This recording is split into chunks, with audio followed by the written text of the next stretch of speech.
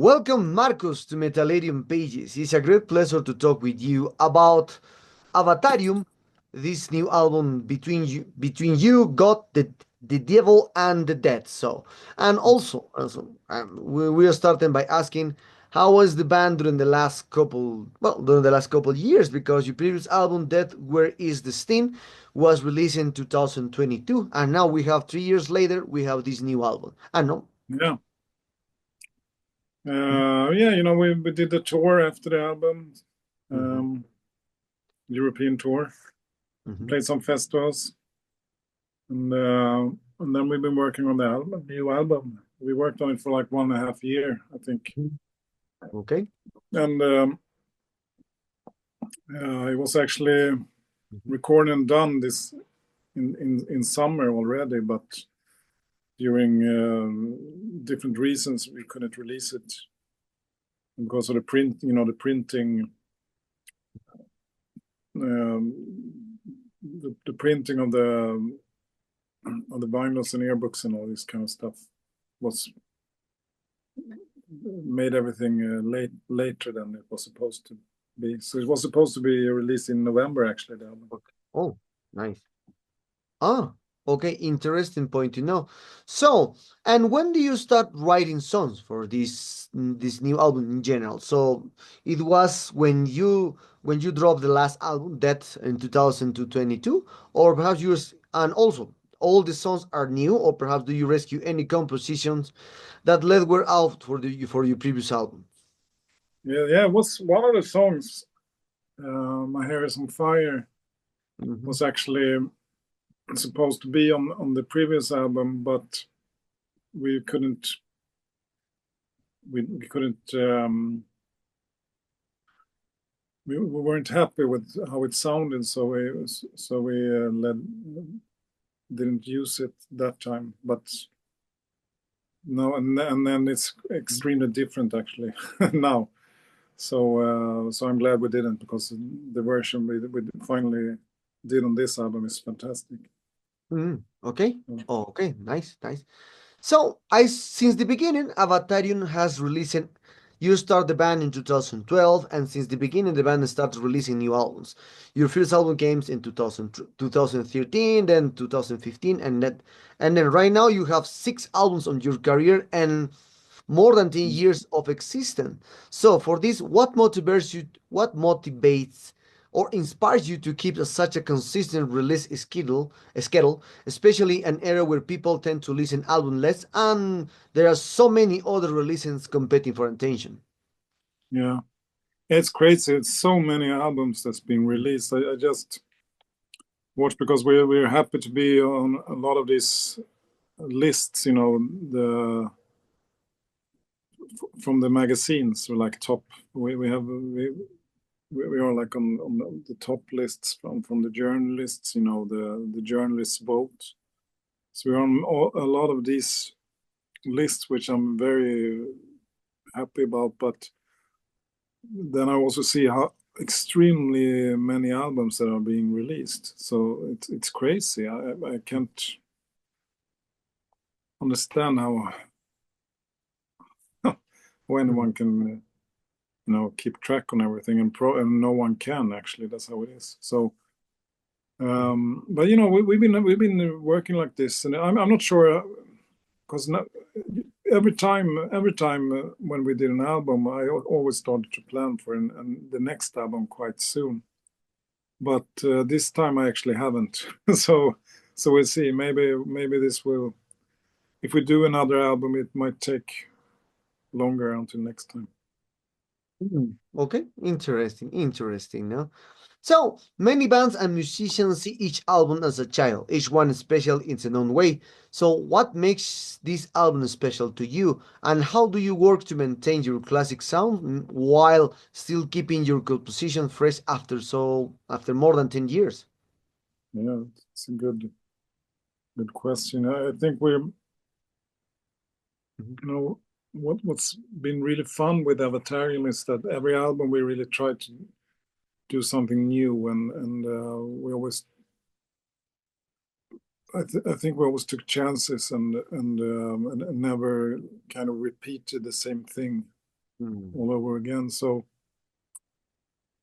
that's been very what would you say? It's been fun, and I learned a lot from it as well.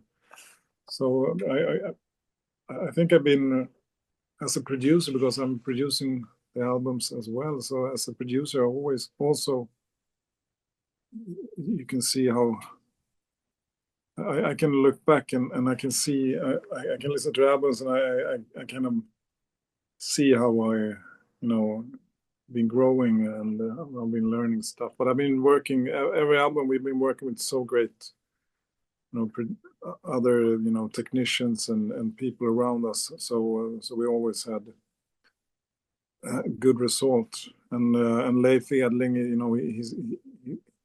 he was in the band from the start, and he's so experienced. So a lot thanks to him. The early albums sounds so good. But Okay. yeah. Okay.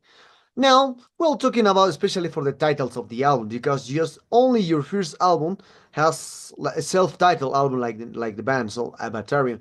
But then you start to releasing more and more long names, because the girl with the raven mask, Hurricane and Halos, and this name is the long one between you, God, the devil, and the dead. And for this, how what trying to express with the title, with the cover art, and also related with the music into this new album? Yeah, Avatarium is supposed to be, the lyrics are always open, in a poetic way. So they are supposed to be to start imagination for the listener, I would say, and get to also make the listener be a little bit creative in his or her mind. So that is one of the things. And the artwork is also a bit like that. We don't want to tell people like this is exactly how things are or whatever. We want to make people start thinking, so and get dive into the music and the lyrics and the artwork and everything, and hopefully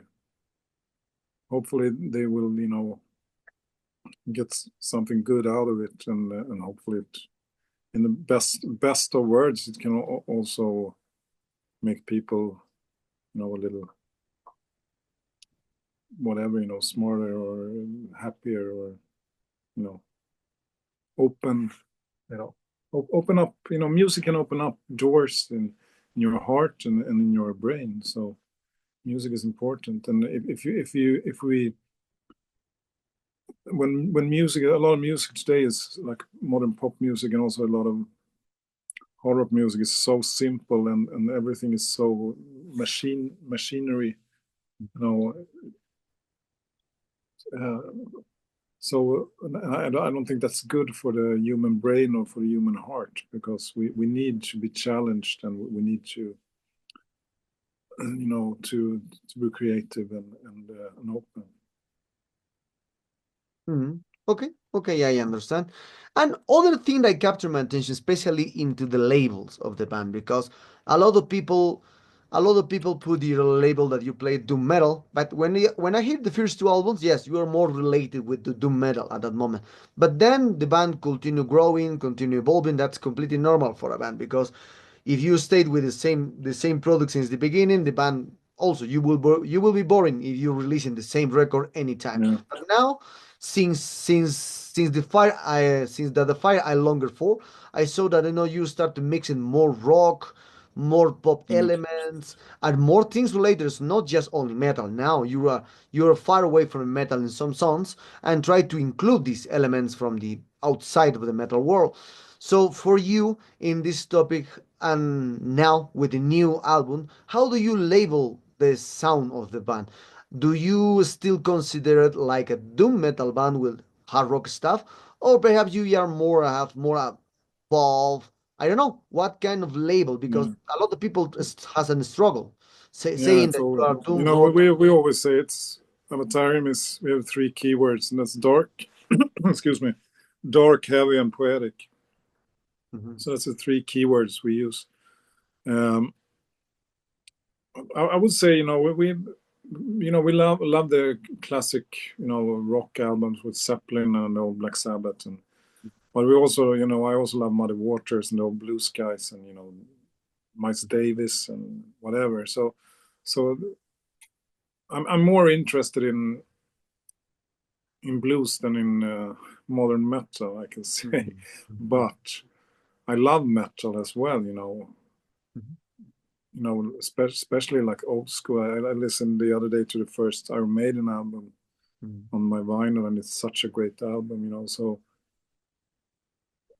But I would say we have doom metal with psychedelic elements and classic rock elements, I can say.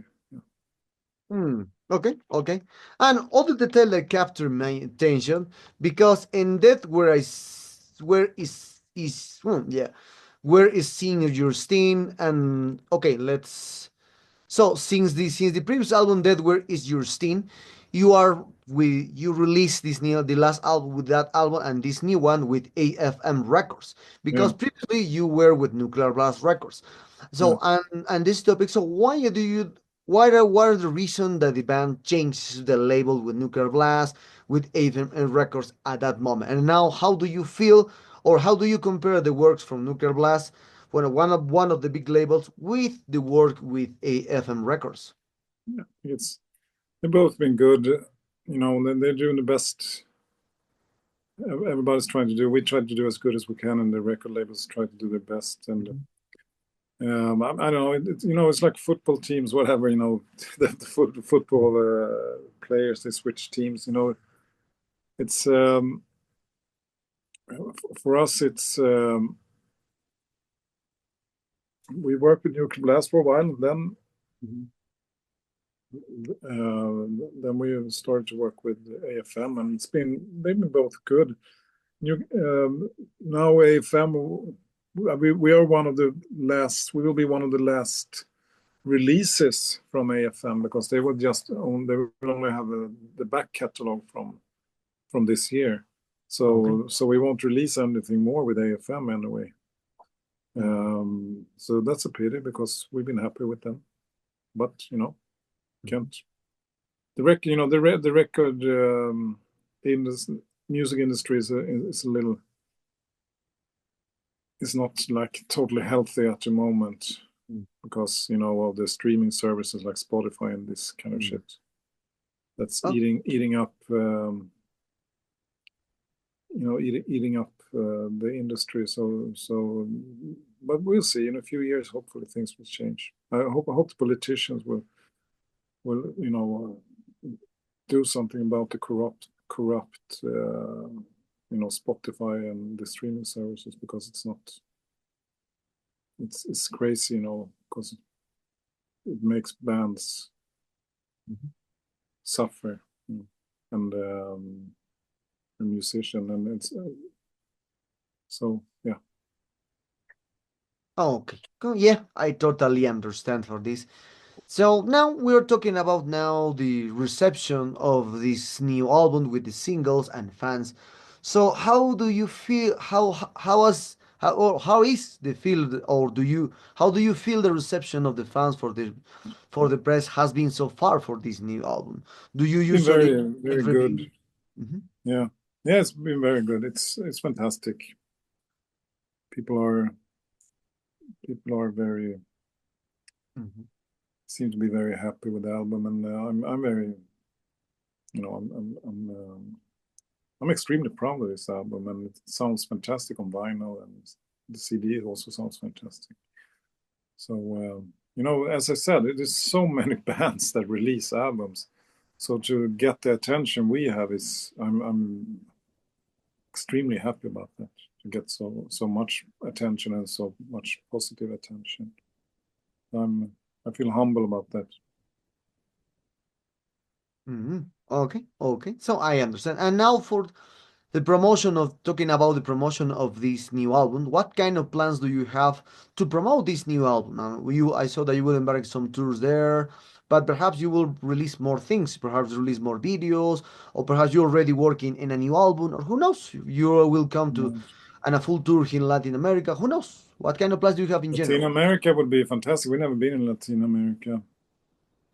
But I'm not sure how we will uh, how we do it. We'll hopefully do. We're talking about doing some shows Mhm. um, uh, later this year, and we also talk. We also have a few festivals this summer in Europe. But we would love to go to South America, of course, and there are some great festivals there as well. So, but we haven't been there yet. So, but hopefully, something will come up. Mhm. Okay. Okay. Well, and talking about other kind of things, and one thing that you said and related with one of your answers is that you mentioned that right now the music industry has a problem yes, has a problem especially for the digital platforms. The physical stuff decrease in sales and more things. That's completely normal for this era. And now, and also, I saw a lot of comments for well-known musicians into the metal industry like Nergal, Cradlefield, Jack from Exodus, and the list continue on, and the list continue. So, what's your point of view on about now the actual music industry business in the world, and how do you see this music industry during the 15 years, during the next 15 years? Next 15 years, I have no idea. But I already told you my opinion about the streaming services and the industry. The music industry is not well at the moment, as far as I can see. But I don't know. We're like a middle size band. We're not like I don't I can only speak for where we are, and I think either someone will come up with a new media, how to listen to music, or vinyl will hopefully come back again because vinyl is a fantastic way of listening to music. But I have no idea. I just hope. I think that people, with the AI and all these things coming in, I think that people might be more interested in seeing real music, real humans performing live. But so my 5 cents would be that people would be more interested in acoustic music actually, because if you see someone with an acoustic guitar or a piano, with unamplified, and you're in the same room, you will be 100% sure that this is not a machine doing something. Mm. Because a lot of the bands, they also use a lot of backing tracks and stuff. So you don't know anymore if you're seeing a real show or if you're seeing someone just pretending, to play. So I think people might be more interested in acoustic music and classical music and this kind of stuff. But I love loud guitars and hard rock and heavy metal. So I hope people will continue listening to that as well. Well, yeah, and yeah, you are right on this one because a lot on, and the next question goes to from that to that way. So mostly the fans are very pissed off because the bands are right now are using AI for the create cover arts. But Yeah, this kind of fans doesn't know about the a lot of musicians nowadays, as you mentioned, there's a lot of digital stuff with the AI created in the studio, and also now a lot of bands there's no playing with amplifiers in exactly. live presentation. Right now, you have just an USB or a program from your Dropbox or your Drive, and then continue set it up with the in the live presentation. No more apps now. That's and the people doesn't know about that. Just the people that are Mm. complaining about just the AI in the cover art and the cover art, but the AI is where the AI was using. So the AI, the technology, because no it specifically an AI. No, the technology are you or the digital stuff we're using for the cover art since the 90s, when the first mash up in the cover art for a lot of bands in alternative bands and a lot of bands in, and also, and as I mentioned. So now, what is your point of view about now the AI is now involved in all music industry, not just the cover art? Yeah, of course, it makes everything boring, and I like humans. I'm interested in humans, and when I produce music, when I work with bands, I always try to understand what kind of musician this person is, and how can I make this person uh, be at his best, or her best. So I'm interested in that. I'm not that interested in machines. Machines are interesting to me. I'm in the way that I can, like recording equipment and all this kind of stuff. Is I want to learn how to use it to be able to record the music that I want to hear. But it should always be humans who perform the music and perform the art. And otherwise, it's just AI can only copy what's all already been done. It can't come up with anything new. So that's how machines are. And the thing is, I think people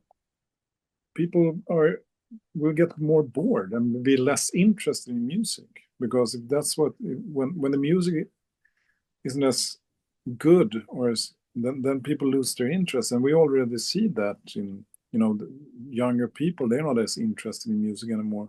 One of the reasons is that it doesn't sound as good as you know and then also like the streaming services like Spotify, the sound, that's like 25% of a CD quality, what they deliver.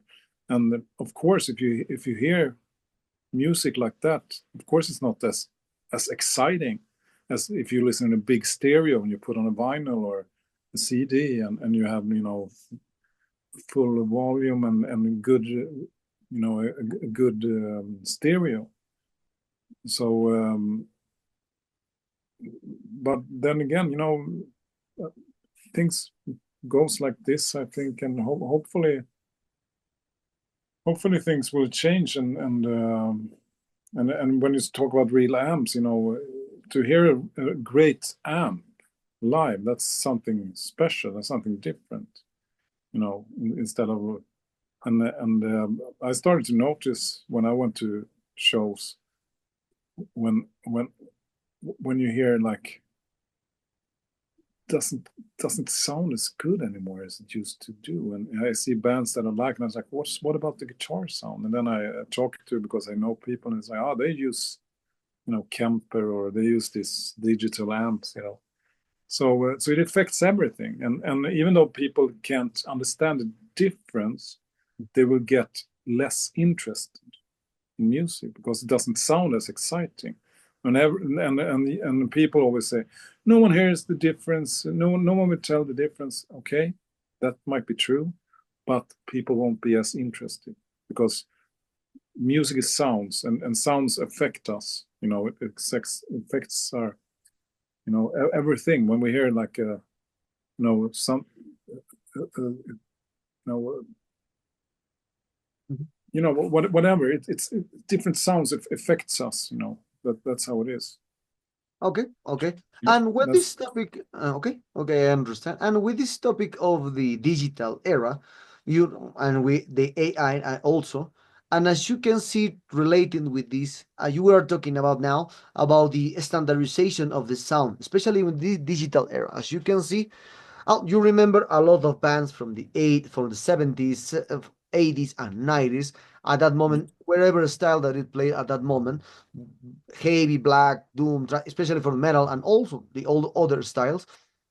So at that moment, the music, when you receive 10 albums, 4 or 5 are bad albums because someone is missing with the composition, missing with the recording process, a lot of things. Because but at that moment, that the things were more organic.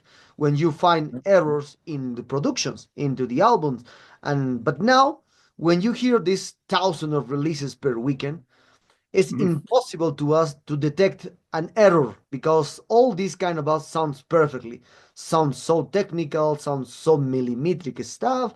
So there is no error. There's now you Yeah. have 10 albums, and the 10 albums, no bad albums. All 10 albums, all albums sounds great, sounds amazing, sounds, but there is no organic. All albums sounds No. like that. So and Yeah, now, but and what's your point of view about this now, this standardization of the producing an album nowadays? what did you say? The What can last thing you what said? okay, what do you think about now the standardization of the sound in these whole releases? Yeah, but of course it becomes boring. But the thing is that I think back in the days you had a technician who was good at the technical stuff, and you had a producer that had good music training and knew about music, because it's you have to understand music to be a good producer. You have to know music. You have to go and listen to a classical symphony orchestra, and you have to listen to a amp cranked up, and all these kind of things. You have to understand music, and now it is usually one person who is like mostly more like a technician, and what people does is they look on the screen, and they let the computer decide, make the decisions, like if it's good or if it's bad. So they tune all the vocals, and they move all the drums and everything. So everything is like super Mm, tight, and what happens? Everything is perfect, but everything is totally boring. And if you're not a musician, then a musician you use your ears mhm, and your knowledge, and then you can make decisions. Okay, I don't look at the screen, I just listen. That's how I do it. I have a tiny screen. One of the reasons is because I don't want to look at the screen. I try to listen and see if the music moves me, then I like it, and if I don't care if it's mistakes in it. But if it doesn't move me, then it's boring anyway, and then we have to change stuff. mm. Okay. Okay, yeah, Well, that is correct. Yeah, that yeah. is right. So we arrived to the sad moment of this interview, Marcus. It was a pleasure to attend you today. Thank you very so to assist well to do this interview with you. It was a pleasure, and thank you very much for this interview. This new record is a great album. We put a great score in our magazine or on the Oh, website. thank you. Thank you for this. And perhaps do you want to add something to your Latin American fans that expect someday Avatarium will arrive here, or and also Metallarium followers. Yeah, we really hope we can come to South America and play. I've been once or twice, not in Chile, but in Brazil and Mexico and some of these cities, and I love to be in South America, and so I really hope we can come with Avatarium before we're too old. So yeah, and thank you so much for supporting Avatarium, and for promoting this, and for listening. I really hope people will enjoy the album as much as we do, because we're very proud of the album, and it's a fantastic to sit and talk to someone. You are so far away, and then you listen to our music, and that's fantastic. Like, Mm. sometimes Oh, I have to pinch myself when I think about these things. Someone is listening to my music, like in South America. That's fantastic.